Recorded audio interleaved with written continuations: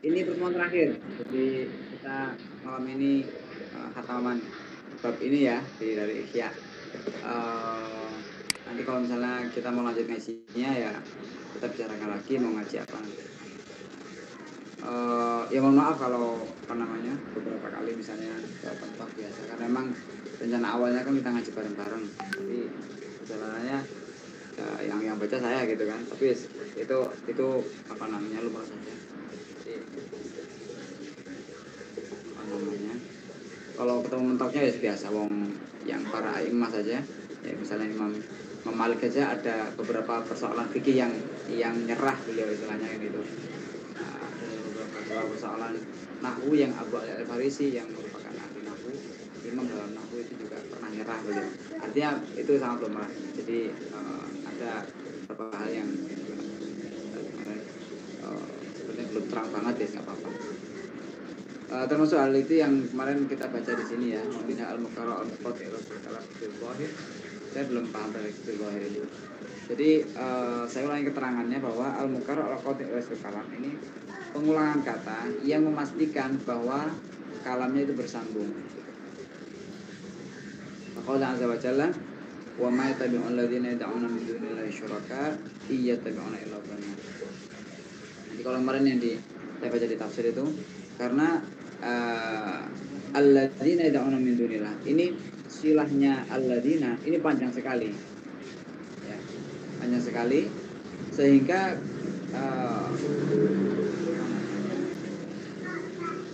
maf'ul dari yattabi'u ya, itu nanti istilahnya khawatir kenapa gitu ya kan, illa dhanna juga kan, syuraka illa dhanna kan gitu.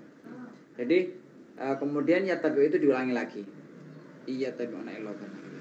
Nah di bawah sini ada keterangan dari Qutul Qulub, mardudun mukarrar raddahu litawqid wal ifham ka'annahu lamma tala al-kalam u'ida liyuqarraba minal fahmi ya. Ketika kalam itu menjadi panjang ya u'ida lafadz yattabi'u itu diulangi supaya lebih dekat dengan pemahaman. Jadi ketika wa matabi'u alladziina yad'una min dunillahi syuraka illa dhanna ini untuk memahaminya perlu panjang lah gitu ya. Nah, iya tapi itu untuk menegaskan bahwa pembicaraan ini, topik ini masih nyambung dengan sebelumnya gitu.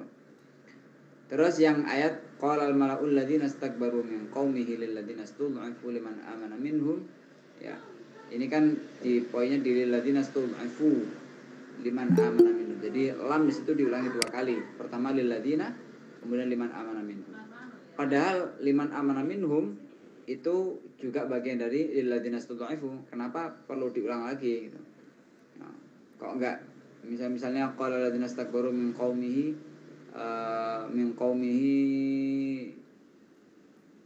liman amana minal ladzina istud'ifu gitu ya. Oke. Nah, ini alladzina istakbaru liman amana minal ladzina istud'ifu tafsirnya itu. Nah, kemudian di Qutul dijelaskan falamma qaddama alladzina istud'ifu wa kana al-muradu ba'dhum wa kana al-muradu ba'dhum karara al-murada bi'a'adati dzikri man amana minhum lil bayan. Jadi untuk karena lil ladzina istud'ifu itu disebutkan dahulu, ini biasanya kayak badal ya. Jadi memberikan kita persiapan ya. Karena kalau liman amana minal ladzina istud'ifu ya, langsung itu beda rasanya dengan lil ladzina istud'ifu liman amana minhum. Itu secara dzauq balaghah itu beda ya. Nah bedanya gimana itu perlu panjang pembahasannya ya, dan perlu dzauq juga yang bagus ya. Dzauq saya belum sampai segitu ya. Tapi ulama tuh yang saya tahu ya, ketika beliau itu membedah sebuah ayat di mana dirasakan itu memang membandingkan dengan redaksi opsional. Jadi redaksi yang Al-Quran pakai seperti ini, padahal maknanya seperti ini. Kenapa nggak pakai yang kedua ini? Kenapa nggak pakai alladzina istakbaru liman amana minal ladzina istud'ifu? Kenapa nggak pakai itu saja redaksinya? Nah itu biasanya karena dalam redaksi yang dipakai Al-Quran ada makna yang tidak dikandung oleh opsi yang kita tawarkan itu. Wallahu a'lam. Oke, kemudian muqaddamah akhir kita kemarin sudah ya. Memang beberapa agak rumit juga. Kemudian lafadz al-mushtarak, ini juga kita bahas. Nah, sekarang kita di yang terakhir. Jadi pembahasan ini masih terkait bahwa tafsir birra'yi ya itu yang terlarang ya. Mana ada ar-ra'yu al-mazmum dan ra'yu al-mahmud, dan bahwa ar-ra'yu secara mutlak itu tidak mungkin dipahami dari hadis itu. Maksudnya ketika Rasulullah mengatakan man fassaral Qur'ana bi ra'yihi, kemudian dipahami sebagai ra'yun secara mutlak, artinya kita nggak boleh menafsirkan Al-Qur'an, harus mendengar tafsir itu dari generasi awal. Nah, ini makna ini kalau secara mutlak tertolak, makanya seperti itu. Nah, kemudian lalu apa maksud dari ra'yun itu? Yaitu ra'yun yang madmum. Ra'yun madmum itu bisa, ra'yu yang tercela itu bisa berupa kemarin soal madhab ya, dia punya kecenderungan terhadap madhab tertentu, lalu nyarinya di pembenarannya dari Al-Quran. Nah, berarti dia memahami ayat yang dia pakai itu ya dengan madhab atau pendapat yang dia yakini selama ini. Itu namanya tafsir birra'yi. Atau yang kedua, punya kecenderungan dari sekian ada kemungkinan makna, dia cenderung dengan ra'yunya dengan salah satu makna, kemudian menawarkan atau menentukan makna dari sekian kemungkinan itu, makna yang sesuai dengan ra'yunya. Ini juga tafsir birra'yi. Nah, tafsir yang selanjutnya dari ra'yun itu adalah dia terburu-buru untuk memaknai Al-Quran secara zahir. Nah, padahal di zahirnya sendiri itu ada sekian iskal. Nah, termasuk kemarin takdim takhir, terus kemudian ilmar, ada ijaz, macam-macam kemarin ya. Nah, itu beberapa hal yang secara zahir itu memang harus dipahami dasarnya ya. Secara zahir dipahami dasarnya dari riwayat untuk menjaga kita supaya terhindar dari kesalahan kalau hanya berlandaskan zahirul arabiyah ya, atau redaksi umumnya seperti itu ya. Nah, kemarin ada soal mustarak, lafadz yang punya sekian makna, dan ada hal seperti idmar ya, takdim takhir dan seterusnya. Nah, sekarang at-tadrij fil bayan. Wa minha, ya, di antara hal yang harus diketahui dari sama adalah at-tadrij fil bayan, yaitu bertahap dalam penjelasan. Kaqaulihi ta'ala, syahrul ramadhan alladzi unzila fihi al-Qur'an. Di bulan Ramadan ya, bulan Ramadan itu yang dimana di dalamnya diturunkan Al-Quran. Karena lam yadhhar bihi, tidak belum jelas dengan redaksi itu, annahu lailun aw naharun, itu malam atau siang. Wa bana bi qouli azza wa jalla, lalu menjadi jadi syahr Ramadan bihi bi Ramadan ya. Jadi dengan menyebutkan Ramadan itu turunnya malam atau siang gitu. Nah, terus menjadi malam. Inna anzalnahu fi lailatin mubarakah. Oh, turunnya di malam hari. Nah, terus malam yadhar annahu fi ayyi lailatin. Terus malam apa itu di bulan Ramadan itu? Fa dhahara bi qouli ta'ala inna anzalnahu fi lailatul qadar. Nah, bahwa diturunkannya itu malam Ramadan, malam Lailatul Qadar. Lailatul Qadar itu malam yang diberkahi yang ada di bulan Ramadan. Wa rubbama yudhannu fi dzahir al-ikhtilaf. Nah, jadi secara zahir bisa diduga terjadi ikhtilaf. Katanya bulan Ramadan, katanya Lailatul Mubarakah, katanya Lailatul Qadar. Jadi Al-Qur'an ini sebenarnya kapan turunnya gitu. Ya. Gitu. Jadi warubama yadharu fil dhahir al-ikhtilafu baina hadhil ayat. Ya, warubama barangkali bisa jadi diduga secara zahir itu dianggap bertentangan antara ayat-ayat ini. Padahal kalau kita lihat tadi, ternyata itu adalah at-tajrid fil bayan, bahwa itu proses dari penjelasan. Jadi dibuat umum dulu, kemudian dispesifikkan kemudian. Fahadha wa amsaluhu la yughni fihi illa naqlu was sama'u. Hal-hal seperti ini itu tidak mungkin dipenuhi kecuali atau dijelaskan gitu ya, kecuali oleh riwayat. Wal Quran min awwalihi ila akhirih ghairu khalin an hadzal jins. Ya, sementara Al-Quran secara keseluruhan dari awal akhir sampai akhir itu pasti ditemukan hal-hal yang seperti ini.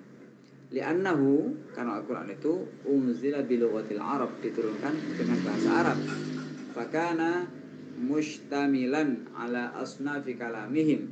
Ya, karena itu dia mengandung ragam variasi gitu ya, variasi kalam mereka. Berupa apa saja, min ijazin wa tatwilin wa idmarin wa hadfin wa ibdalin wa taqdimin wa ta'khirin. Ada ijaz, ada tatwil, di apa namanya, idmar kita bilangnya ya, kemudian idmar, tiba ada yang disimpan gitu, hadaf ada yang dibuang, ibdal ya, apa kemarin ibdal itu, sebentar, ibdal kemarin, sebentar saya lupa.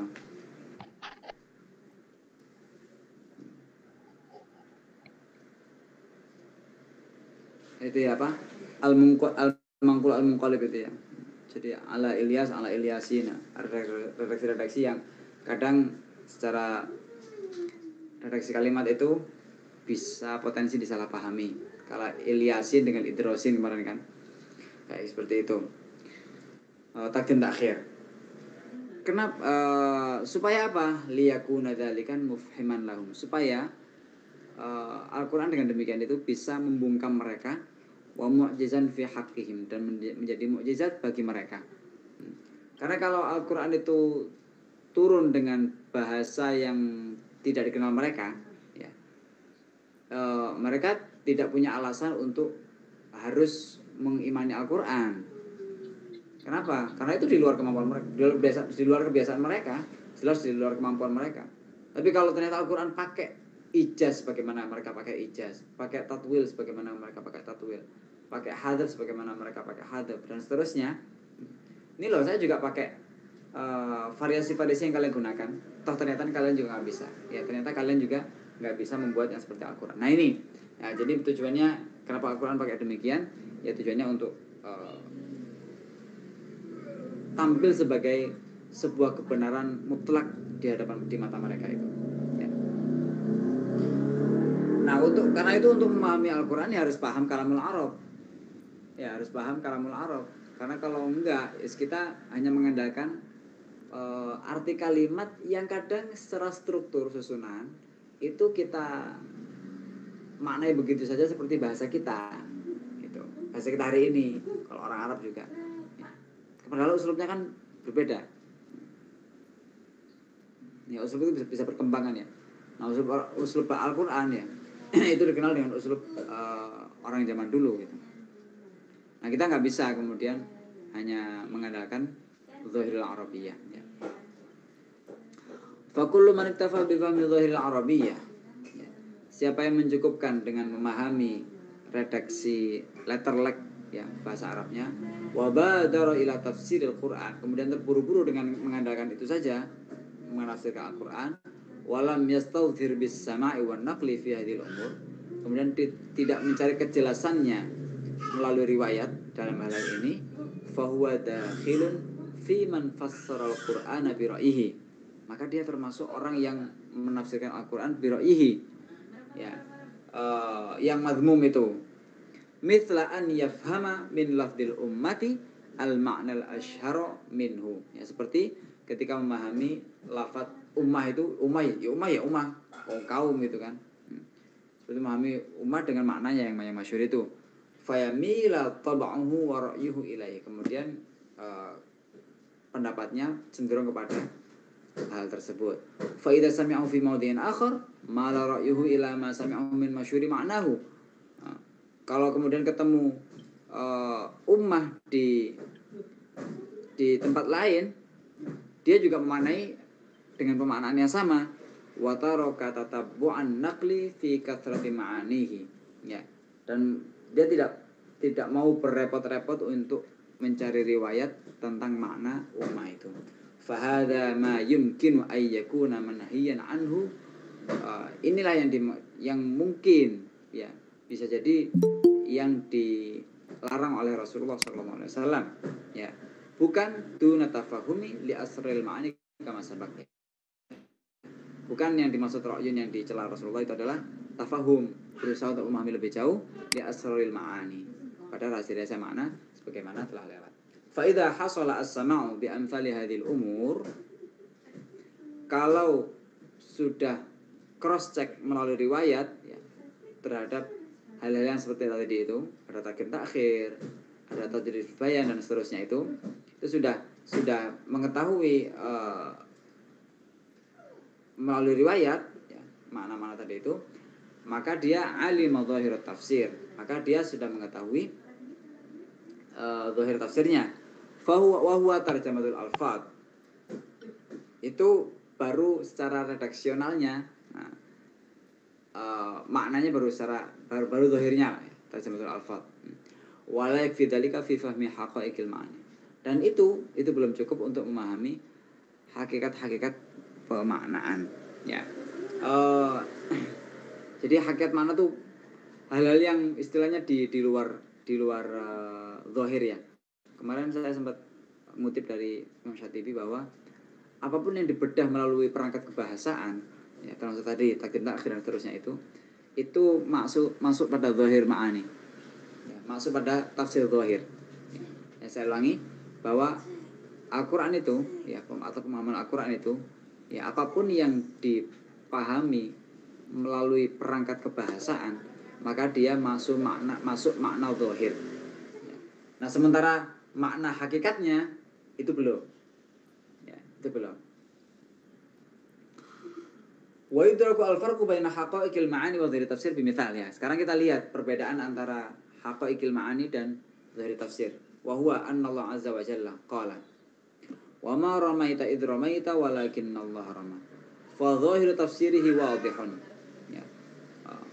Ya, ketika kamu melempar wahai Muhammad, bukanlah kamu yang melempar, tapi Allah yang melempar, kan itu ya. Wa hakikatu ma'nahu ghamid. Tapi makna hakikatnya itu ghamid. Fa innahu itsbatun lirrami wa nafyun lahu. Karena di sekali waktu itu menetapkan makna ramyun juga sekaligus menafikannya. Wa huma mutadaddani fi dzahir. Nah, secara zahir itu bertentangan. Wa ma ramaita itu ramaita. Ketika kamu melempar, bukan kamu yang melempar loh. Gimana sih? Kan itu. Katanya saya yang melempar. Ketika kamu melempar, ini kan isbat. Tapi ma ramaita nafiyun, gitu kan. Itu mutadaddani ya, seakan-akan bertentangan. Fi dzahir. Ma lam yafham annahu rama min wajhin wa lam yarmi min wajhin. Ya, selama dia tidak memahami bahwa ini hakikatnya ya, annahu rama min wajhin, bahwa ini kan Rasulullah ya mukhatabnya, bahwa beliau itu melempar dari satu sisi, disebut melempar dari satu sisi, dan tidak disebut tidak melempar dari sisi yang lainnya. Nah, wallahu alam, yang saya pahami di sini annahu rama min wajhin yaitu bil kasbi. Jadi Rasulullah kalau dilihat bahwa perbuatan itu dari kita adalah kasab, beliau melempar. Tapi kalau khalq, menciptakan perbuatan, itu lam yarmi, beliau tidak dikatakan lam yarmi. Nah, karena yang khaliq ya, sifat kudrah Allah ya. Sifat kudrah Allah itu kan ditafsirkan dengan khalq ya, menciptakan. Menciptakan itu maksudnya khalq itu bagian dari kudrah Allah gitu. Kudrah Allah itu kan mengadakan atau mentiadakan. Nah, khalq, jadi dulu Imam Ghazali kalau nggak salah di Al-Iqtisad, kalau nggak salah Al-Iqtisad fil I'tiqad, itu menyatakan sebentar, kalau di dunia ini ya, sesuatu itu wujud bukan karena Allah, lalu karena siapa? Gitu. Kalau karena kita, berarti ada sesuatu yang tadinya tidak ada, itu bisa menjadi ada. Gini, misalnya menulis, ya, saya menulis ya. Yang mewujudkan menulis ini siapa? Kan itu. Ya, yang mewujudkan menulis ini siapa? Kalau tadinya tidak ada kan, tidak ada menulis kemudian menjadi ada. Yang mewujudkan menulis ini siapa? Itu. Apakah Allah atau saya? Gitu. Kalau saya, berarti Allah nggak punya peran di situ. Oh, ini bahaya ini. Ini bahaya. Jadi semua hal yang wujud itu Allah yang ciptakan. Perbuatan dan lain-lain semua Allah yang ciptakan. Sementara kita hanya kasab, hanya memilih, kayak dulu Syarawi kalau nggak salah itu memberi tampil kayak stasiun televisi yang mengadakan ANTV, yang mengadakan TV7 dan seterusnya ya. Itu stasiun televisinya. Kita hanya pegang remote. Kita memilih pindah channel. Kayak gitu aja. Jadi kita tidak punya peran untuk mengkhalq. Kita hanya kasab. Nah, bahwa Rasulullah itu Roma itu min wajhil kasab. Dari sisi kasab, iya beliau Roma. Tapi dari sisi khalq, beliau lam yarmi. Ya. Wa minal wajhil ladzi lam yarmi, ya, dari sisi yang beliau tidak melempar, yaitu dari sisi khalqnya, ramahullahu ta'ala. Allah yang melempar. Nah, itu berarti Allah yang menciptakan ar-ramyu. Rasulullah kasaba ar-ramyu. Gitu ya. Allah alam. Wa kadzalika qala ta'ala, qatiluhum yu'adzibahumullahu bi'aidikum. Perangilah mereka, maka Allah akan mengazab mereka dengan tangan kalian. Oh, fa idza kanu humul muqatilin, kalau mereka itu yang memerangi, kaifa yakunullahul mu'adzib. Bagaimana kemudian bisa dikatakan Allah itu yang mu'adzib, yang memerangi mereka, kok Allah yang mengazab.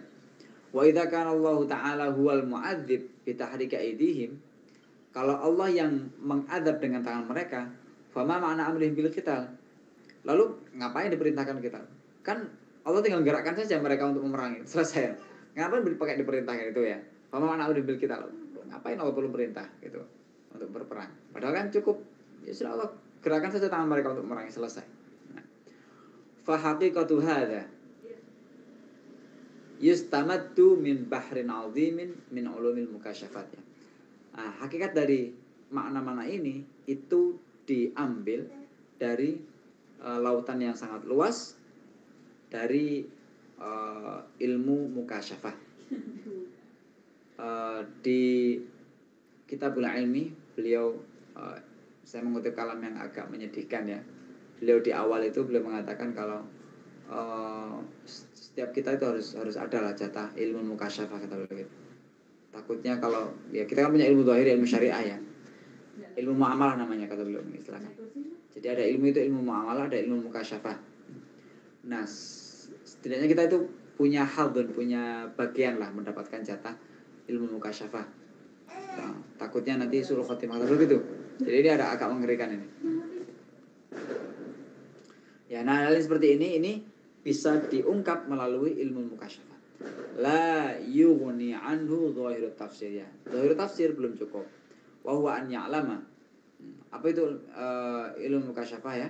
Ay ya'lama wajhal irtibatil af'ali bil qudratil haditsah. Memahami keterkaitan antara perbuatan dengan qudrah haditsah, kemampuan kita. Ya, makhluk. Qudrah al-haditsah itu kemampuan makhluk.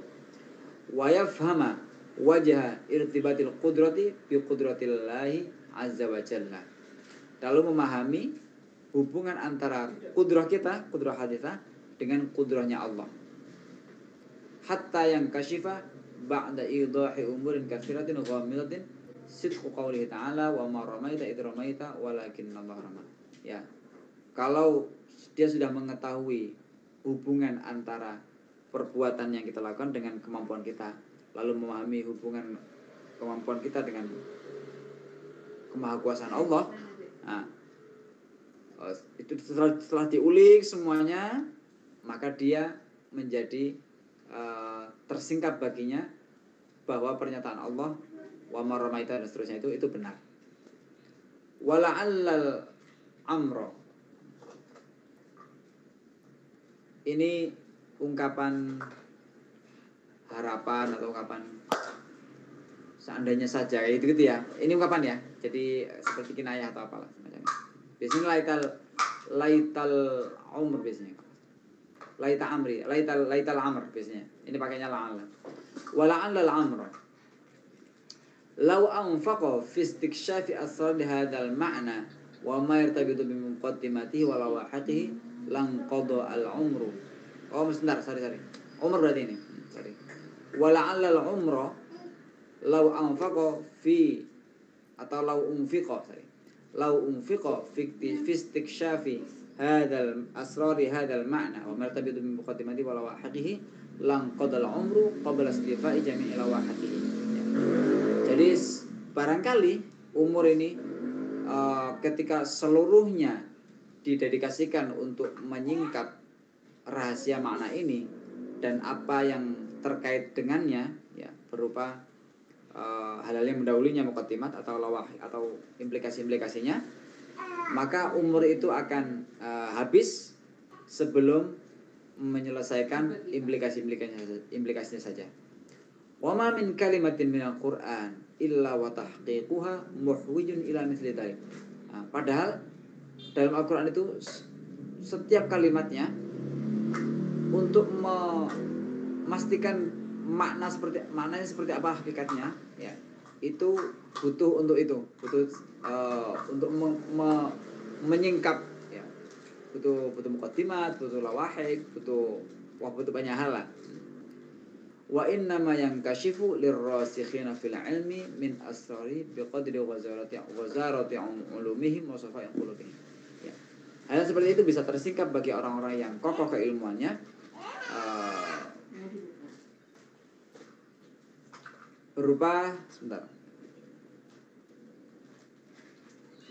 ya, hal yang seperti yang rahasia itu yang bisa tersingkap kepada Rasulullah fil ilmi itu sesuai dengan biqadri ghazarati ulumihim wa safa'i qulubihim. Yang pertama, ilmunya meluas dulu. Jadi belajarnya banyak. Kedua, hatinya jernih. Wa tawaffuri dawa'ihim ala tadabbur. Dan faktor-faktor yang mendorong bisa tadabbur secara maksimal itu terpenuhi. Ya. Enggak ada syughul, halal duniawinya hilang dan seterusnya ya. Wa tajarrudihim lit talab. Dia totalitas untuk mencari ya, itu paling tidak beliau menyebutkan 4 itu ya.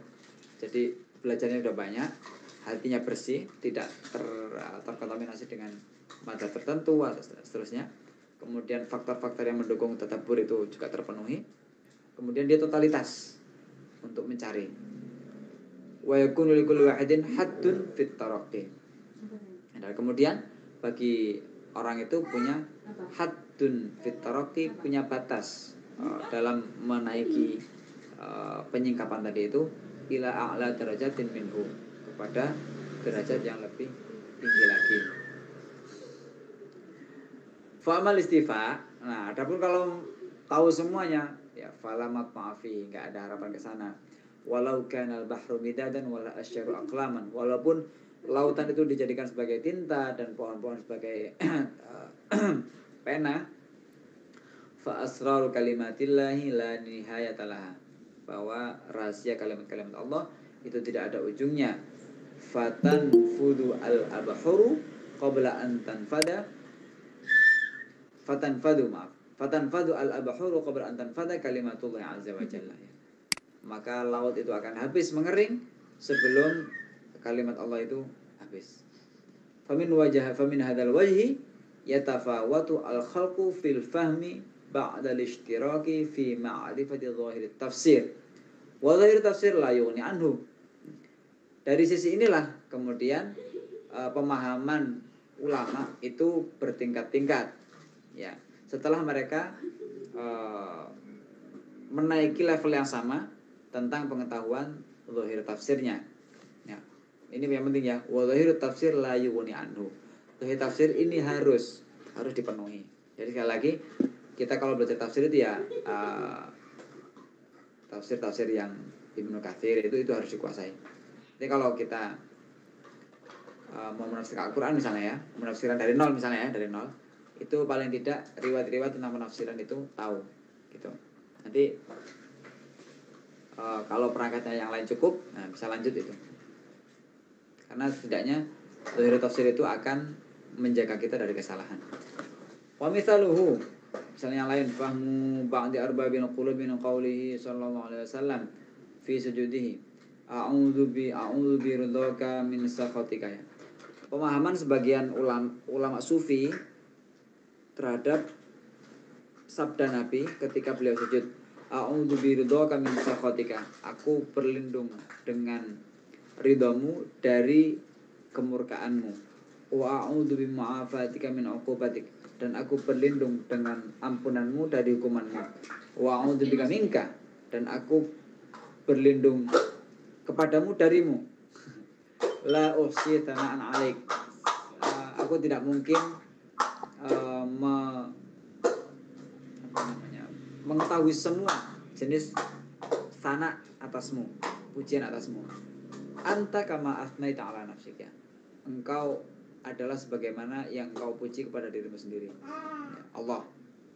Jadi kita mau muji Allah seberapapun itu akan ada terlewat hal-hal yang kita belum memuji Allah gitu. Ya Allah, engkau maha karim, maha ini,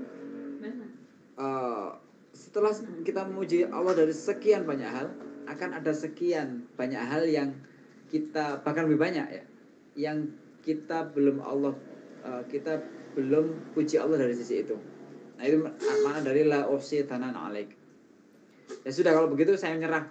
Anta kama asnaita ala nafsik, ya engkau sebagaimana yang kau puji atas dirimu sendiri. Nah, annahu, ini bagaimana ulama memahaminya? Annahu qila lahu wasjud waqtarib. Dikatakan kepada Rasulullah, wasjud waqtarib, sujudlah dan mendekatlah. Fawajada al-qurba fi sujud. Kemudian Rasulullah menemukan kedekatan itu ada dalam sujud. Fanadhara ila sifat. Kemudian beliau melihat ada sifat-sifat Allah yang sekian ya. Ini dirasakan ya. Dirasakan. Jadi kalau kita memahami sifat Allah dari Asmaul Husna, dari itu pengantar. Nah, tapi sifat Allah yang kita ketahui sebenarnya itu dirasakan. Kalau kita kena musibah, dapat nikmat, itu kalau ingat Allah, kita bisa merasakan sifat Allah di situ. Nah, Rasulullah kemudian melihat sifat-sifat Allah, fasta'adza bi ba'dihha min ba'd. Ya. Kemudian beliau melihat meminta perlindungan dari sebagian sifat, kepada sebagian sifat dari sebagian sifat yang lainnya. Fa innar ridha was-sakhta wasfan. Karena ridha dan sakhat itu dua sifat. Mau enggak mau kita harus mengatakan itu dua sifat. Tsumma zada qurbuhu. Kemudian setelah isti'adzah itu semakin dekat. Fandaraja al-qurbu al-awwalu fi. Kemudian kedekatan yang pertama tadi ya, itu masuk dalam kedekatan yang kedua ini, zada qurbuhu ini. Bahas kira jeneng umat ya. Ini baru baca teksnya, bagaimana yang ngerasain ya. Faruqiya ila dzat. Maka kemudian setelah istilahnya mengenal Allah melalui sifatnya, maka kemudian beliau istilahnya dibawa ke dzatnya. Wa qala a'udzu bika minka. Jadi sudah bukan a'udzu bi ridhaka min sakhatika, sifat-sifat kan. Sekarang a'udzu bi ma'afatika min ufatika. Sekarang sudah melampaui sifat ke dzat, a'udzu bika minka. Tsumma zada qurbu. Setelah beliau beristi'adzah dengan cara seperti itu, semakin dekat lagi. Ya. Dekat bimastahya bihi minal isti'adzah ala basatil qurb. Di situ sampai malu untuk beristi'adzah. Ya. Karena sedang dalam kedekatan yang sangat lah. Maka kemudian sudah hingga isti'adzah lagi. Faltaja'a ila tsana. Kemudian beliau beralih kepada tsana. Fa'at nabi qauli. Ya. Jadi tsana yang puncak itu la uhsi tsana'an 'alaik. Ya, saya tidak mampu memujimu dengan yang sebenar-benarnya. Tsumma 'alima anna dzalika qusurun. Kalau itu la uhsi tsana'an 'alaik. Terus enggak muji dong? Enggak. Bukan gitu, maksudnya bukan nggak mau muji, bukan. Tapi itu atas dasar ketidakmampuan. Karena itu beliau menyatakan anta kama asnaita ala nafsik. Engkau sebagaimana yang kau puji atas diri. Fahadi khawatir tanfatihu li arbabil qulub. Ya, khawatir ini itu terbuka bagi arbabul qulub ya. Orang-orang pemilik hati, orang-orang sufi lah ya. Summalaha aghwarun wara'a hada ya. Kemudian di baliknya itu ada sumber-sumber yang ya ada di baliknya lagi, ada lagi terus.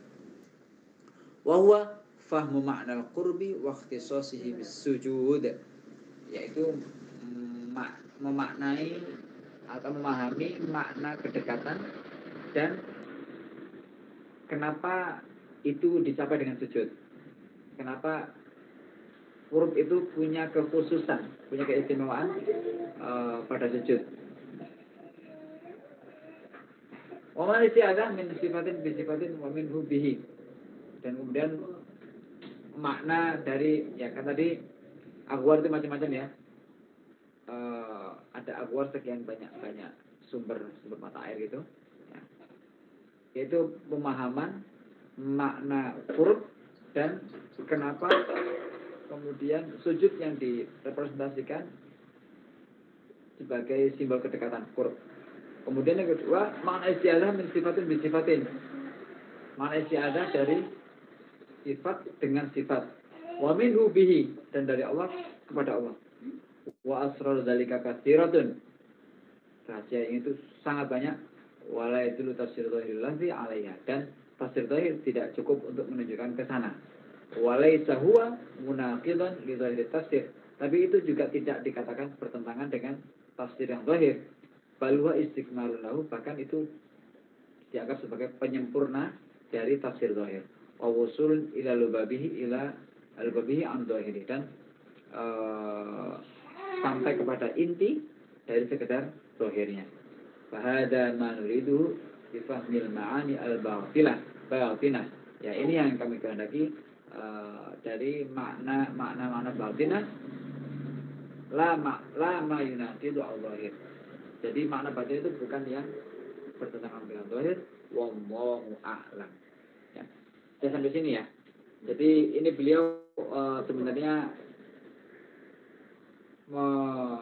menjelaskan bahwa tafsir birra'yi ya, pertama, tafsir birra'yi itu bukan sebagaimana yang mungkin dipahami oleh sebagian orang itu seorang mutlak itu. Nah, kemudian karena beliau di bab sebelumnya atau di bab sebelumnya itu beliau mengatakan kan zahir batinnya makna itu sangat dalam dan seterusnya.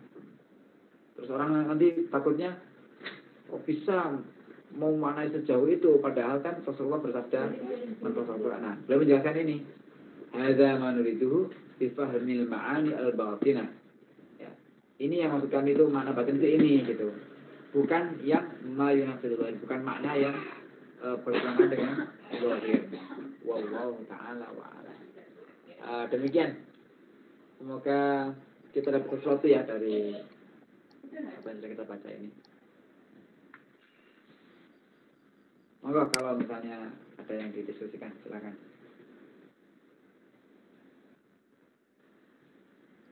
Silakan, mungkin ada yang mau menanggapi atau bertanya.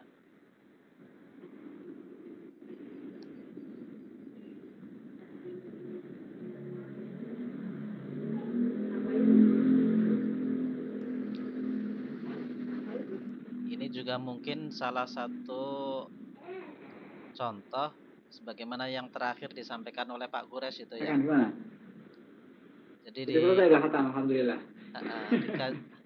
Apa namanya? Saya menyimak. Kalau khatam sih ya sudah gitu. Emang kitab itu perlu dibaca berulang-ulang. Jadi lebih baik membaca satu kitab berulang-ulang daripada banyak kitab tapi sekali.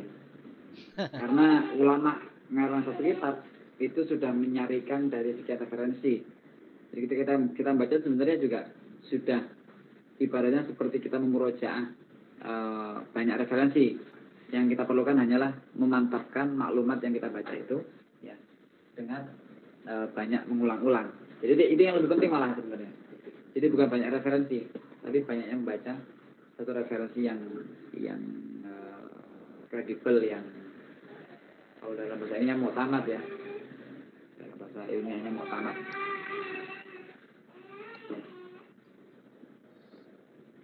Kalau yang disampaikan Pak Kures terakhir ini ada kaitannya dengan ini nggak? Apa sama nggak? Jadi apa namanya, waktu kemarin Pak Kures itu ngaji bareng dengan Gus Baha di UII. Halo?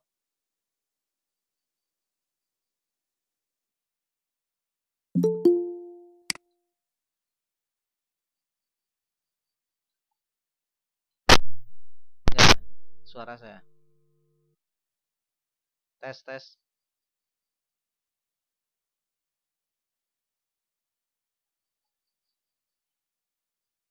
Suara saya masuk nggak?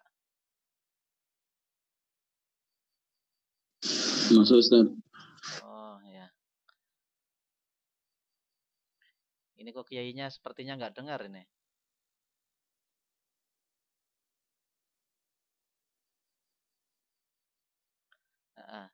Di apa namanya, kitab At-Tabut Tilawah ini beliau bagi menjadi 4. Yang pertama tentang fadilah Quran, kemudian dam ghafilin ya, celah orang-orang yang ketika ngaji lalai.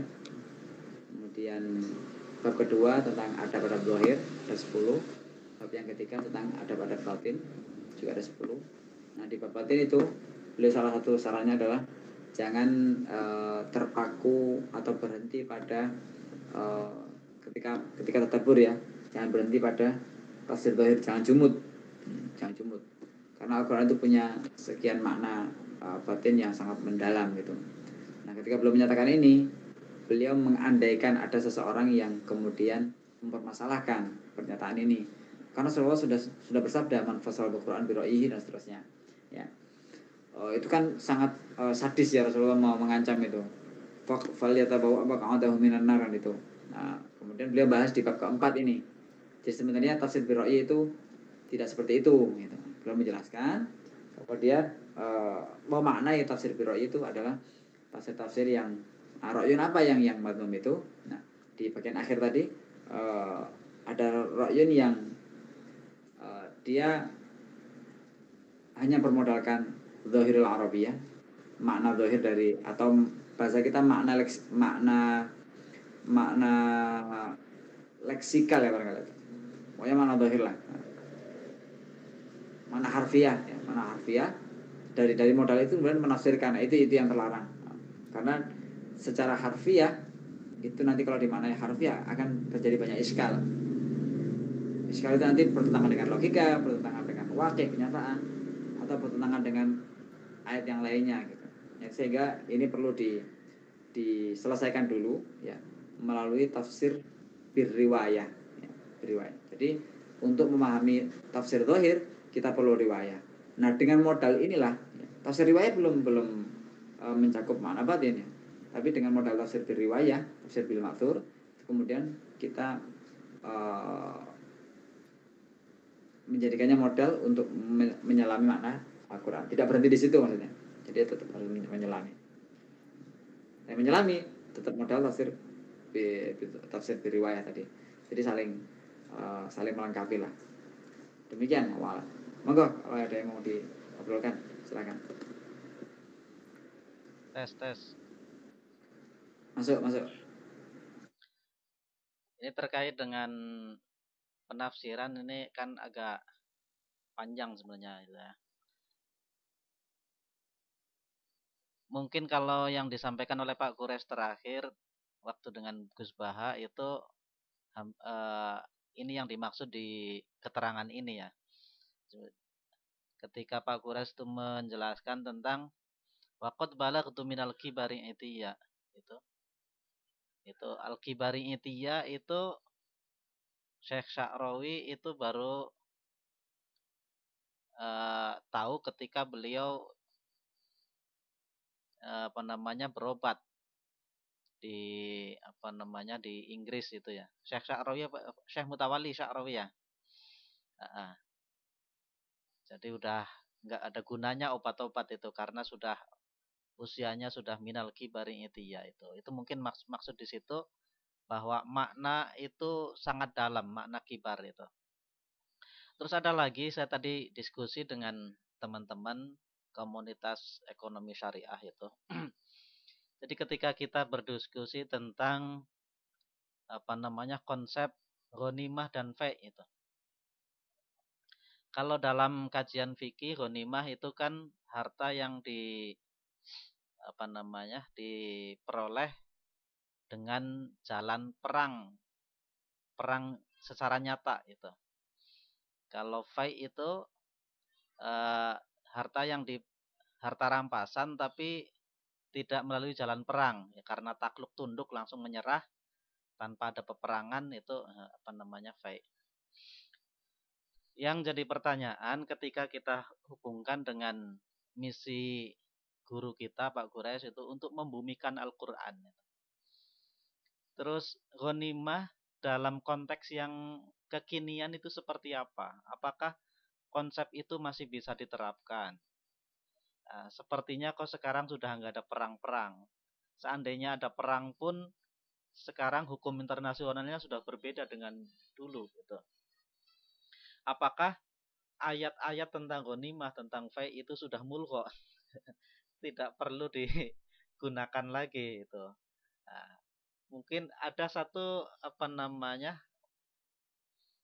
wacana bahwa itu tidak serta-merta kita tinggalkan ayatnya, tapi jadi kita bisa melihat dari dua sudut pandang. Yang pertama sudut pandang zahirnya, yang kedua kita ngambil substansinya. Ketika diajukan pertanyaan misalkan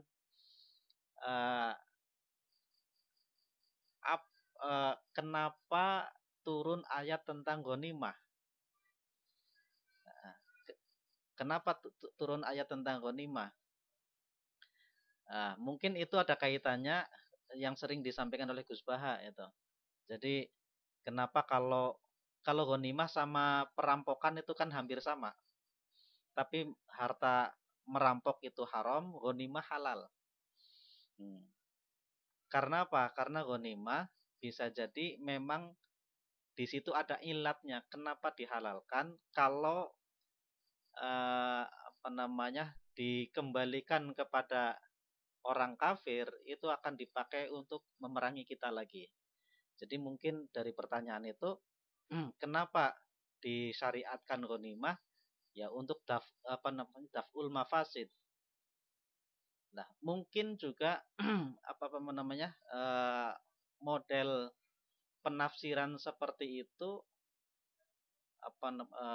masih termasuk dalam kategori tafsir bira'yi gitu.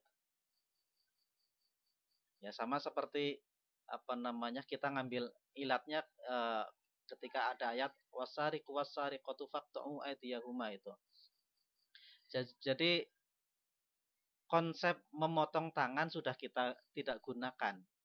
Jadi inti dari ayat itu adalah bagaimana perintah untuk memotong tangan, intinya adalah agar menimbulkan efek jera, agar si pelaku pencurian, si pencuri itu tidak akan mengulanginya lagi. Nah, intinya kalau memang arahnya itu mungkin bisa dilakukan dengan jalan yang lain. Misalkan dengan jalan di penjara atau dimiskinkan dan sebagainya. Ya mungkin seperti itu. Apakah pertanyaannya itu masuk tafsir biroi dan diperbolehkan?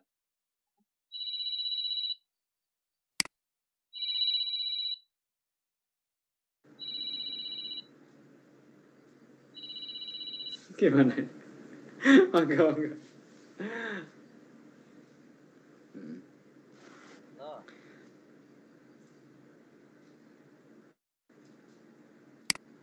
Ya, monggo di komentari. Monggo yang lain. Yang udah belajar usul lebih banyak ini.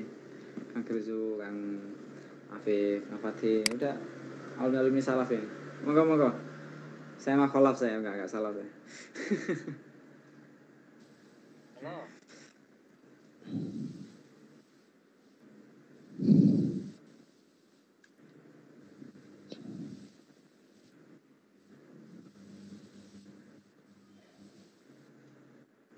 Monggo Kang Afif. Kayak mau angkat suara tadi.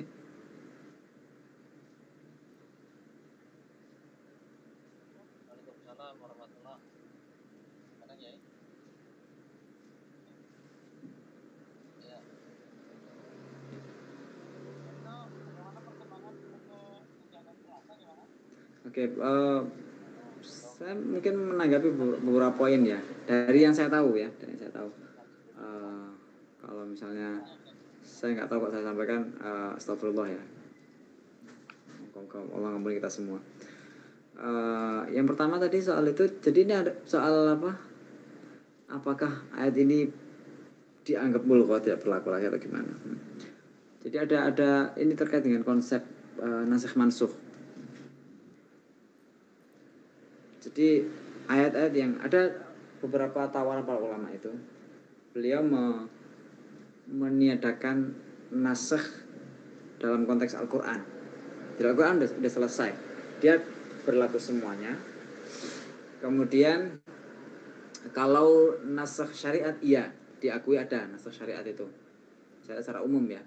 Nah, dalam hal ini mungkin ada dalam ada kasusnya dalam sunnah atau yang lainnya kayak mut'ah, kayak tahwil qiblah ya. Itu yang pernah ada perintah kan seperti itu, tapi itu kan di sunnah. Nah, sementara Al-Quran itu semuanya muhkam, semuanya diperlakukan seperti itu. Hanya saja untuk memperlakukannya itu ada syurut, ada syarat-syaratnya. Jika saya pernah dengar dari keterangannya Syekh Ali Jum'ah, ada sebagian ulama yang cukup getol untuk memperjuangkan bahwa semua Al-Quran itu nggak ada yang mansukh ya. Bahkan naskh tilawah itu juga dia ingkari karena redaksi riwayat yang dianggap sebagai mansukh tilawah itu dari analisa kebahasaan nggak masuk, nggak kayak gini Quran tuh kayak gitu ya, yang termasuk asyikh wa syikhah dan seterusnya itu. Jadi alakul hal topik kita adalah bahwa Al-Quran itu berlaku semuanya. Hanya saja untuk bisa memperlakukan itu butuh syaratnya. Jadi kalau syarat-syaratnya ini terpenuhi, maka ayat ini berlaku. Kalau syarat ini tidak terpenuhi, maka ayat ini tidak berlaku dalam hal ini. Nanti akan berlaku lagi ketika syarat ini terpenuhi. Nah seperti ini kan tidak dianggap mansukh, namanya munsa. Kalau dalam Al-Itqan, Al-Burhan itu ada dinyatakan istilah al-munsa. Itu yang ditunda, dipending dulu. Ya, bukan dibatalkan, tapi dipending, nunggu syaratnya terpenuhi untuk kemudian ditunaikan. Gitu. Pak Kura juga pernah menyampaikan itu. Jadi kalau misalnya Al-Quran itu ada hal-hal yang gimana? Tidak semua ayat itu bisa diberlakukan, ya. Karena berkaitan dengan ardul waqi' gitu. Semua yang terjadi ada rujukannya dalam Al-Quran. Tapi tidak berarti semua yang dalam Al-Quran itu bisa diterapkan gitu. Karena tadi nunggu syarat-syaratnya itu. Itu kalau masalah gitu ya, waktu angkatan 20 ada tanya jawab sama beliau itu, seingat saya jawabannya itu ya. Jadi semua kasus di dunia ini ya, seperti itu ya. Kita bisa cari rujukannya dalam Al-Quran. Tapi tidak kemudian semua yang ada dalam Al-Quran itu diterapkan begitu saja. Ya. Termasuk Mas Bukhari tadi tafsirannya itu saya tidak melihatnya sebagai sesuatu terlarang ya. Jadi itu memahami hikmah saja, memahami hikmah bahwa memang hukum-hukum yang diberlakukan oleh Al-Quran itu logis ya. Kita pernah sama musuh, kemudian kita berhasil merampas harta mereka, yang kalau kemudian harta itu kita kembalikan, kalau itu tidak perampokan dan harus dikembalikan, maka ini akan menjadi kekuatan bagi dia dan kembali lagi menyerang kita, permusuhan lagi kan gitu. Jadi ini dilemahkan gitu. Jadi saya tidak melihat ada larangan dalam contoh ini kalau kasusnya itu seperti itu. Tapi untuk wasariq wasariqatu faqta'u, yang saya tahu itu hukumnya seperti itu. Artinya kalau kita mau mengatakan dia kan qat'i YouTube dan qat'i dalalah. Ya. Katakanlah tadi kita mengambil hikmahnya bahwa yang penting itu memberikan efek jerah. Tapi sementok-mentoknya ya banter-banter ya. Ini Jawa semua kan ya. Ya maksimalnya akan kita katakan bahwa kita tidak bisa memperlakukan ayat itu hari ini karena ada syubhat. Jadi Rasulullah itu kan pernah bersabda, idra'ul hudud bisyubhat. Ya. Sebisa mungkin had itu tidak berlakukan. Ya, dengan adanya syubhat. Jadi ayat itu ya kita harus meyakini karena dia qat'iyus subut dan qat'iyud dalalah bahwa pencuri ya dengan takaran dan syarat yang sudah dijelaskan dalam sunnah itu dipotong tangannya dengan tata cara yang sudah dijelaskan itu. Ya dipotong itu qat'i sudah. Kita meyakini itu. Tapi apakah kemudian ini kita berlakukan, kita praktekkan? Ini nanti dulu. Nah, kapan ini bisa berlaku? Tergantung syarat-syaratnya. Misalnya ketika kita hidup di sebuah masyarakat yang secara sistem sosial, ya, sistem ekonominya itu timpang. Tidak ada payung hukum yang bisa membuat sistem itu seimbang misalnya. Ya, secara hukum dia sudah timpang. Terus dalam kondisi seperti ini orang mencuri misalnya, ya kita tidak bisa sepenuhnya menyalahkan dia. Kalau dia dipotong tangannya itu kalau hukumnya sudah jelas semuanya, ya tegas semuanya. Masyarakat tertata kok masih udah ditata kok masih mencuri gitu loh, potong gitu. Nah sementara yang kejadian kan dia ini dalam kondisi terzalimi misalnya oleh sistem, kemudian dia terpaksa mencuri. Jadi ini syubhat sehingga dalam kondisi masyarakat yang seperti ini hukum yang diberlakukan bukan memotong tangannya tapi dikasih hukum lain. Jadi ini berpindah dari satu opsi hukum kepada opsi yang lainnya yang juga syar'i yang dibilang tadi apa memberikan semangat itu. Jadi hukum yang ini tidak kemudian mulghah, tidak berlaku lagi enggak. Tapi ini menanti untuk bisa diterapkan gitu. Nah sementara ini tidak bisa diterapkan, apakah kemudian hukum ini tidak ada hukuman bagi pencuri? Ya jangan juga, tetap ada opsi-opsi lain yang levelnya lebih rendah karena yang tadi ada syubhat ya yang tidak mungkin diberlakukan. Kita cari-cari opsi lain yang lebih ringan karena ada syubhat tadi, yang minimal itu menimbulkan efek jerah. Jadi untuk kasus ini seperti itu yang saya tahu. Cuman kemudian ini menarik kita tarik kepada apakah ini tafsir Birra'i atau ini apa, ini saya nggak tahu itu. Mungkin yang tahu barangkali bisa angkat suara. Artinya ketika kita tarik kiasnya itu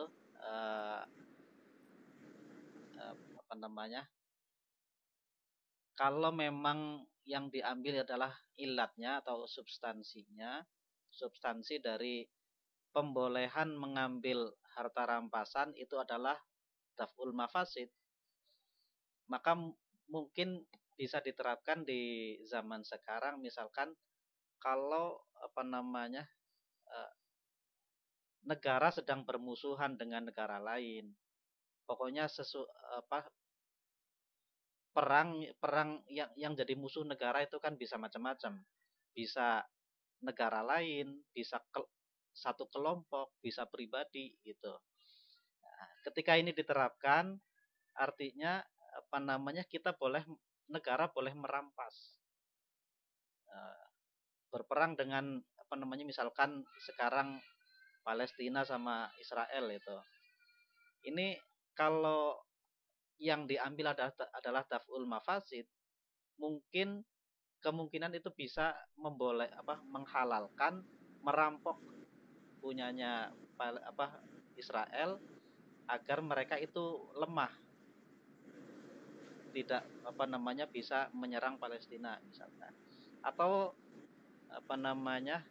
kelompok separatis itu mereka hartanya bisa dirampas sebagai ghanimah oleh negara itu dengan alasan agar mereka itu lemah atau koruptor. Sekarang jadi musuh negara itu kan, bisa dirampas itu hartanya agar mereka itu lemah, tidak apa namanya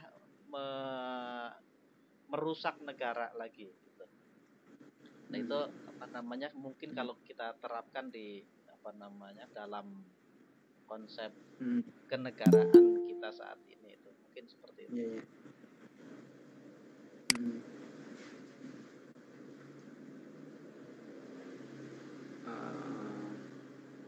Iya, iya. Ini nanti ini ya ada kaitannya dengan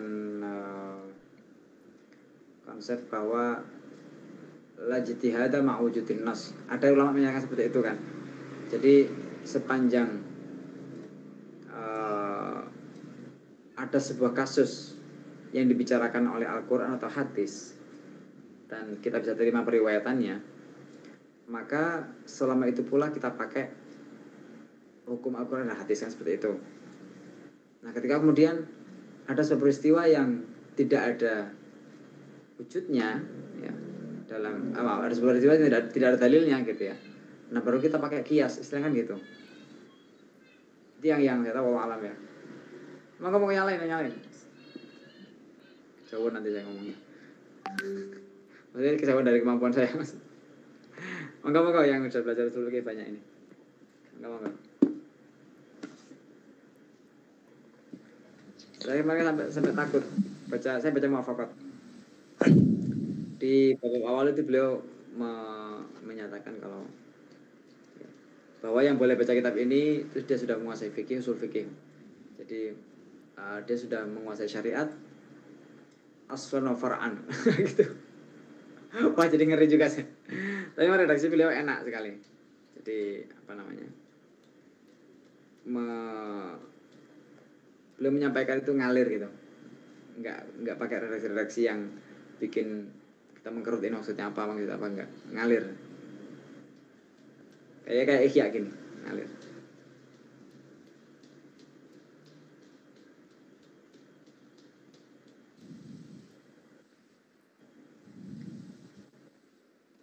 Moga mau yang lain? Moga Afif. Ya Ustaz, syukran Ustaz. Jadi keingat pembahasan ambiguous yang kemarin Ustaz. Pak Gures. Apakah sama? Maksudnya pencantuman syarat kata beliau apa? Yang tentang syarat itu loh yang penafsir Al-Quran harus memiliki kemampuan bahasa Arab yang luar biasa kan seperti itu. Kan sempat dibahas juga beliau. Terus bagaimana tanggapannya? Maksudnya apakah redaksi dengan beliau sampaikan tersebut sama mungkin dengan yang redaksi di kitab Muwafaqat atau mungkin bahasanya hanya sebatas bahwasanya sebenarnya gak ada yang bisa menandingi cuma diberikan syarat yang tinggi atau gimana gitu. Maaf yang terakhir tadi gimana? Maaf. Apa namanya tuh? Penyebutan klasifikasi syarat penjelas Al-Quran itu kan beliau sempat mencantumkan kalau salah itu kenapa diganti aja yang lafal ini kalau seingat saya itu dengan maksudnya gak harus menguasai full dalam artian ya yang penting dengan ala kadarnya tapi bisa memahami bahasa Arab gitu loh, seperti itu loh Ustaz. Yang tentang apa namanya itu syarat penafsir Al-Quran harus menguasai nahwu sorof dan lain sebagainya itu kan sebenarnya kalau ditinjau berat kan dalam artian seolah-olah agak mustahil kan seperti itu syarat-syaratnya kan dalam bahasan tersebut. Cuma kan apakah syarat tersebut dicantumkan hanya ingin mencantumkan tapi sebenarnya jangan sampai ada yang sampai ke situ gitu loh, atau mungkin ya dengan kehati-hatian agar supaya maksudnya itu ketika salah penafsiran mungkin gara-gara kesalahan kita gitu loh Ustaz. Kalau yang disampaikan Pak Gures itu kemarin salah satu contohnya syarat seorang mufasir itu harus berakidah shahihah itu. Diganti sama kalau diganti sama Pak Gures itu objektif. Jadi apa namanya? Akidah shahihah diganti dengan objektivitas. dia harus bersikap objektif. Mungkin apa namanya kaitannya dengan itu. Benar ya.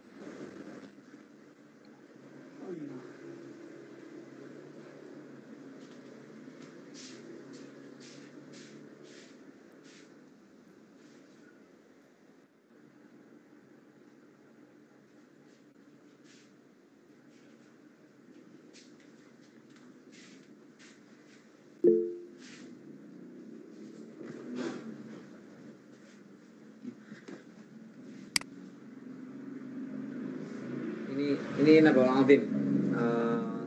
Kayaknya di awal-awal itu beliau menyatakan bahwa orang yang memahami Al-Quran, ya ini kayak sejalan dengan Pak Kures tadi, tidak butuh keahlian khusus yang muluk-muluk gitu ya. Asal dia butuh tadi objektif, jadi pikiran yang jernih dan mau tenang untuk merenung itu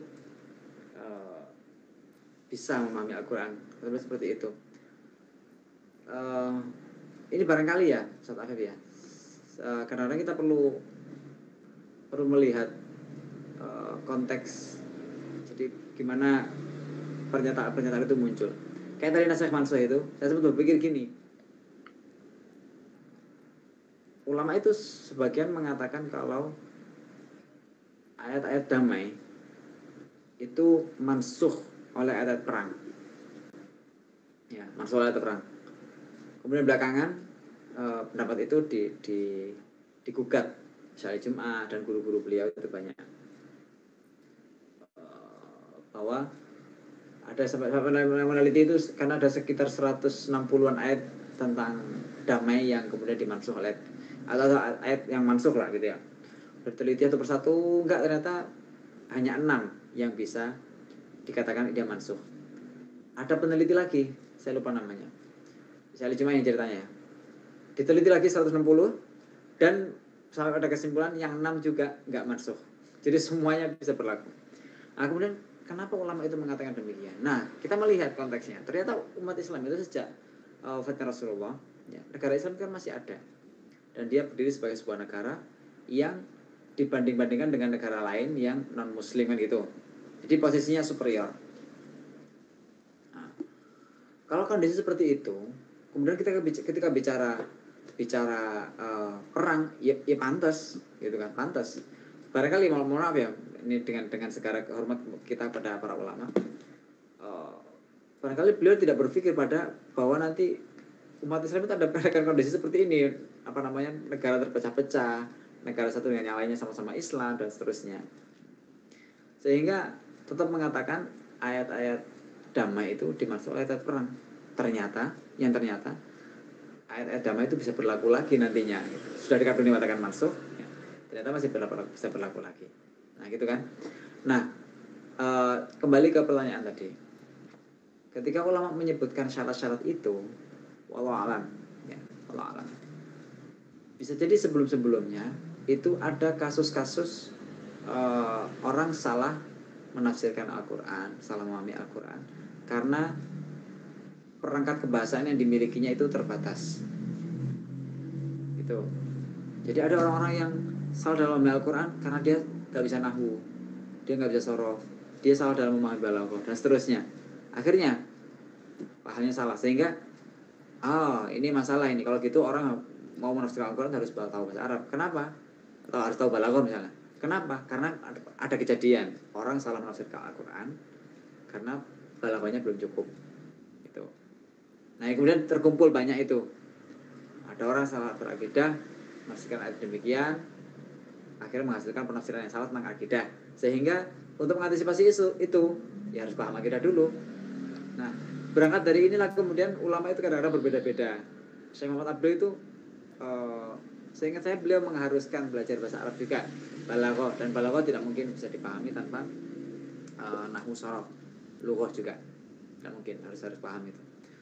Nah, beliau salah satu yang disampaikan lagi adalah ilmu sosial ijtima, ilmu tarikh juga, sejarah. Bagaimana memahami Fir'aun yang ketika itu, gitu ya, cerita-cerita dulu tuh harus dilihat dari kacamata sejarah, kacamata sosial. Jadi harus menguasai itu, ini itu. Karena melihat topik-topik Al-Quran ini ya, berkaitan dengan ilmu-ilmu yang belakangan baru terbentuk gitu loh. Dan beliau melihat ini harusnya harus dikuasai ini gini nih itu. Jadi kalau yang mensyaratkan yang ketat, yang kayaknya kok mustahil untuk ditafsirkan ya, itu wallah alam, barangkali berangkat dari hal seperti itu. Nah seperti Pak Quraisy, seperti Syekh Abdullah Tarros ya, barangkali perspektifnya lain ya, mungkin beliau melihat apa ya mungkin melihat kalau saat itu harus dipenuhi, kok kayaknya umat ini akan semakin jauh dari Al-Quran misalnya. Toh seandainya tanpa perangkat itu, potensi kesalahan itu misalnya ya, ini misalnya aja, potensi kesalahan itu terjadi hanya sedikit misalnya ya. Ya kalau bisa sih yang sedikit itu dimaafkan karena dapat manfaat yang banyak, daripada nanti kalau dia nggak memenuhi syarat, nggak menafsirkan, dia terhalang dari manfaat banyak meskipun dia terhindarkan dari kesalahan yang potensi kesalahan tadi ya. Sudah terjadi misalnya gitu ya, saya nggak tahu. Kita perlu nanya ke beliau ya. Tapi ini cara pandang saja ya, barangkali bisa membantu ya. Allah alam. Monggo yang lain, Bro. Di la yudraku kulluh ya Ustaz. Sami-sami. Masuk kaidah kalau nggak bisa semua ya minimal ya sebagian lah gitu ya Ustaz. Nah. Iya. Pak Quraisy itu waktu ditanya Cak Muhajir masalah. Ya, ini kamu ini Cak Muhajir lah. Lewat waktu beliau di sini lewat live streaming ya, terjemah itu kan banyak bermasalah kan. Tapi kenapa tetap sedunia ini ada ya terjemah Quran, itu ada bahasa Inggris, ada bahasa Indonesia, padahal semua menyadari bahwa orang kalau bersandarkan pada terjemah, kalau hanya mengandalkan itu dari awal sampai akhir, pasti kena salahnya, nanti ada salahnya. Tapi kenapa diterjemahkan? Pak Quraisy itu malah terkukul. Kalau orang melarang terjemahan, nanti banyak orang terhalang dari manfaatnya Al-Quran. Kesalahan-kesalahan itu barangkali itu kalau timbul bisa diantisipasi lah gitu. Barangkali awal.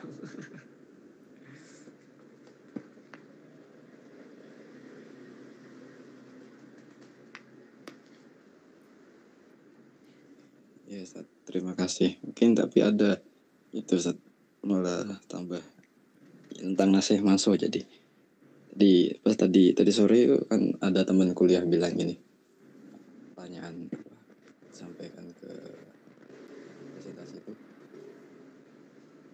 tentang ayat perang. Katanya kan ayat perang kan turun, katanya bahasanya sudah dinasih. Tapi dia gak menyebutkan ayat yang mana dan lain sebagainya, cuma mengatakan terus kok masih ada yang perang, kan pas yang disuruh perang kan tuh Nabi kan gitu kan. Kok bisa diarahkan sekarang itu bahasanya boleh perang dan sebagainya gitulah, seperti itu. Padahal itu kan ayatnya di bahasanya di dan lain sebagainya. Dan bahasanya yang perang sekarang, bahasanya perang pada zaman Nabi kan itu sudah bahasanya Allah perintahkan Nabi untuk perang. Sedangkan sekarang kan gak ada kejelasan seperti itu gitu kan. Nah itu mungkin ada bahasanya kriteria apa bahasanya ya yang ayat tentang perang itu mungkin bisa dijelaskan sedikit kembali Ustaz. Yang apa? Maaf, kurang jelas tadi. Yang udina. Kotalu.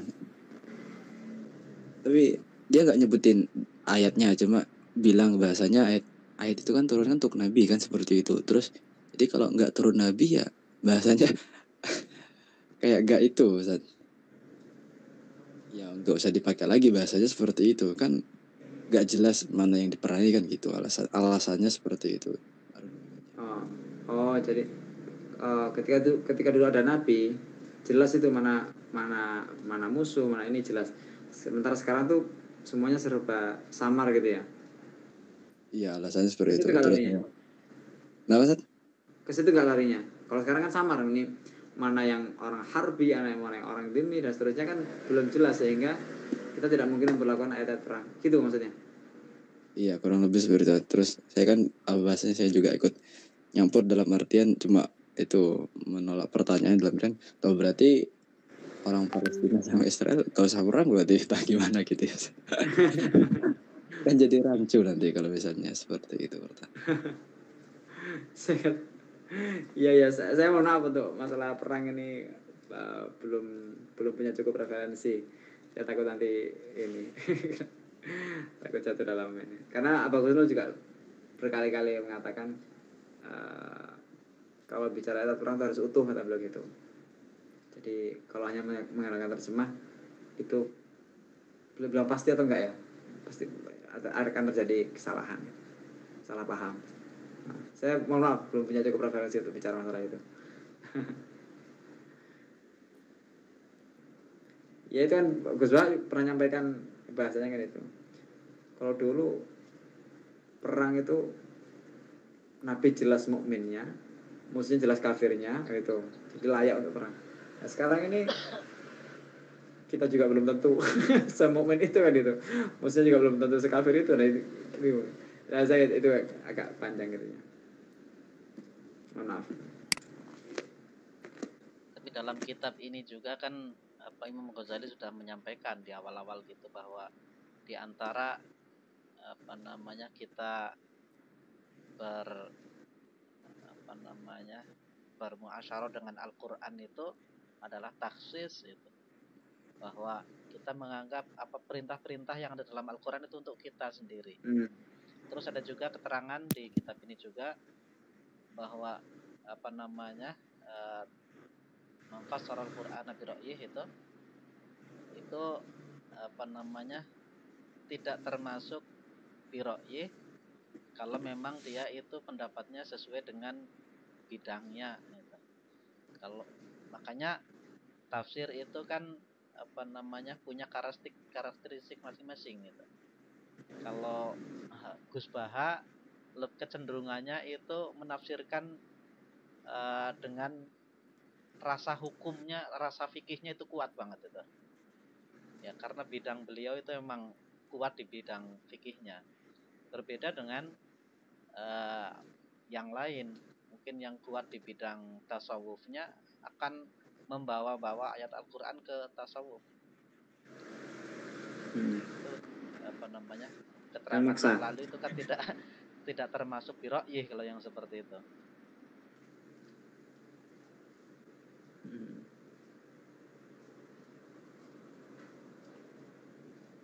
Jadi saya kira nggak apa-apa sesuai dengan bidang kita ya. Memang ala kulli hal amannya ya baca tafsir lah. Kalau baca tafsir kan kita nggak menafsirkan. Ya kita meminjam pemahaman Al-Qurtubi terhadap tafsir, meminjam pemahaman Ar-Razi terhadap tafsir dan seterusnya. Amannya itu sih. Dan bahkan Pak Quraisy juga beliau pernah di sini kok di PG menyatakan Quraisy bukan mufassir atau gitu. Saya hanya mengutip pendapatnya para mufassir. Ya. Beliau tentu saja itu dalam konteks tawadhu ya. Kita tahu. Tapi ala kulli hal bahwa kerja seperti itu juga tidak terserah, bagus kok, bagus. Gus Bah juga mengutip tafsir dan seterusnya kan. Maksudnya ketika bahkan ini lebih aman yang seperti yang berkali-kali disampaikan oleh Gus Bah, bahwa kalau emang mau aman ya jangan menafsirkan sendirian itu, ngaji kitab. Jadi ini memahamkan kita memahami Al-Quran lewat pemahamannya mufassiran itu. Jadi itu tidak menafsirkan, kita memahami Al-Quran melalui penafsiran ulama. Jadi kalau kayak gini ya perangkat yang ribet-ribet tadi insya Allah enggak. Ya penting pernah modok salah gitu aja. Pernah ngaji kitab gitu aja ya. Tapi kalau inti yang disampaikan Pak Quraisy yang terakhir itu memang kita dianjurkan untuk banyak membaca kitab tafsir. Tapi tidak berhenti di situ, perlu ada tajdid itu kemarin kan. Bahwa apa yang ditafsirkan oleh ulama terdahulu perlu juga kita koreksi gitu. Kesesuaiannya relevansinya dengan zaman kita saat ini. Iya. Karena diapa-apain juga ahli tafsir itu abna'u zamanihi ya. Mereka lahir dalam sebuah masyarakat yang punya karakteristik tertentu yang bisa jadi berbeda dengan kita ya. Betul. Jangan berhenti kita hanya membaca saja terus kita sampaikan. yang bagus tetap kita olah untuk kita kontekstualisasikan dengan zaman kita. Semangatnya Pak Kures di situ.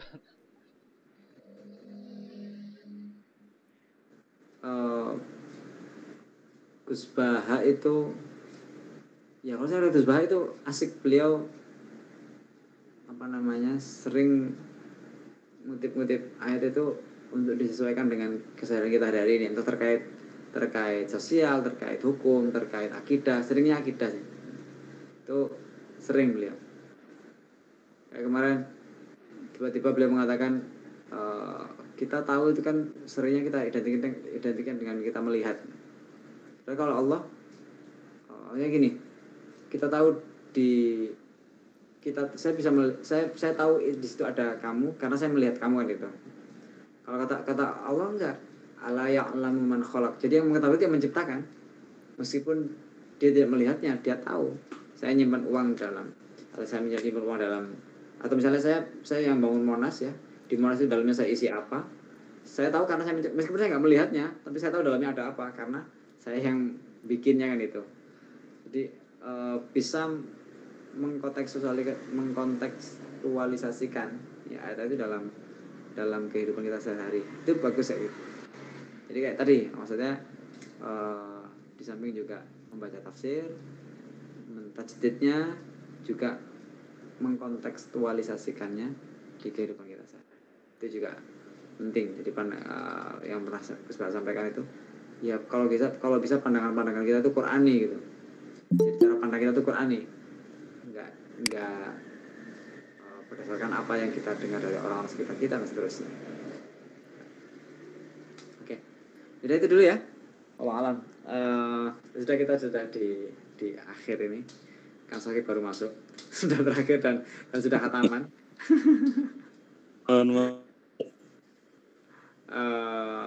Nanti untuk selanjutnya ngaji apa kita bahas nanti ya. Ini saya harus istirahat sementara karena bentar lagi jadi mau lahiran ya. Jadi mohon doanya semuanya ya, doanya semoga dilancarkan. Dan biasanya harus jadwal tidurnya harus berantakan sementara waktu. Jadi kayaknya kita break dulu. Kalau nanti ada usulan ngaji apa bisa kita bicarakan entah di forum mana nanti. Ya demikian dari awal hingga akhir ya. Astagfirullah ya, semoga apa yang salah dari apa yang saya sampaikan Allah mendapatkan ampunan, dan apa yang benar bisa menjadi sesuatu yang bermanfaat, kita bisa manfaatkan ya, walaupun itu 1-2 nilai dari apa yang kita bahas dari Ihya ini ya, itu bisa kita amalkan, itu sudah sangat bagus dan sudah cukup sebagai sampel bahwa kajian kegiatan kita ini adalah sesuatu yang bermanfaat ya, meskipun 1-2 nilai yang bisa kita amalkan ya. Dan terakhir ya, kita doakan Imam Ghazali, guru dan anak turunnya, guru-guru kita, Habib Ali ya, dan semua kita yang di sini dan keluarga yang sedang yang semoga Allah mengampuni yang sudah wafat, merahmatinya, yang sudah wafat, yang sakit semoga Allah beri kesembuhan, yang punya masalah semoga segera diberikan jalan keluar, yang punya hutang semoga Allah beri jalan untuk melunasinya, yang punya hajat semoga Allah mudahkan hajatnya ya, dan yang sedang dalam thalabul ilmi semoga Allah berikan taufik, berikan kemudahan, berikan keberkahan, dan semua niat soleh kita semoga Allah restui. Ala hadhihi wa ala kulli niyatin shalihah. Al-Fatihah.